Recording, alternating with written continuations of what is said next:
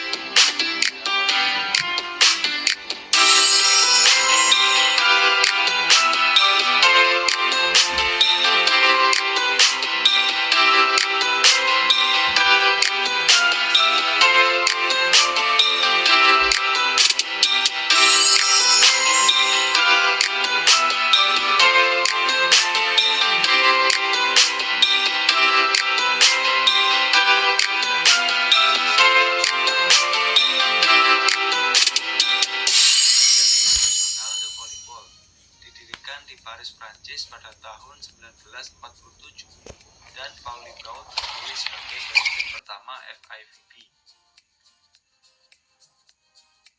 Permainan bola voli masuk ke Indonesia tahun 1928 pada masa penjajahan Belanda.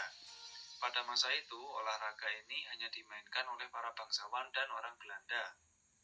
Bola voli kemudian diperkenalkan ke masyarakat Indonesia melalui guru pendidikan jasmani yang berasal dari Belanda. Selain itu, permainan ini juga sering dimainkan oleh para anggota tentara. Dari situ, permainan bola voli mengalami perkembangan yang sangat pesat di Indonesia. Dan pada tanggal 22 Januari 1955, lahirlah Organisasi Persatuan Bola Voli Seluruh Indonesia. PBVSI sendiri pertama kali diketuai oleh Wim C. Latudenen. Bersamaan dengan didirikannya PBVSI, kejuaraan bola voli tingkat nasional pertama pun segera terselenggara. Berikutnya kita bahas lapangan permainan. Lapangan bola voli berbentuk persegi panjang dengan ukuran 9 x 18 meter. Dibatasi oleh net atau jaring di tengah lapangan, dan di setiap lapangan dibagi menjadi dua bagian yang dibatasi oleh garis, masing-masing 6 dan 3 meter. Garis ini dinamakan garis serang, membagi lapangan menjadi area bertahan dan area serang. Kita lanjut ke perlengkapan. Tinggi tiang untuk permainan bola voli putra dan putri berbeda. Untuk putra 2,43 meter dan untuk putri 2,24 meter. Sedangkan net pembatasnya berbentuk persegi panjang dengan ukuran panjang 9,5 meter dan tinggi 1 meter. Di masing-masing sisi net terdapat pembatas bola dengan tinggi 1,8 meter. Kemudian ada kostum. Ini untuk pembeda antar kedua tim.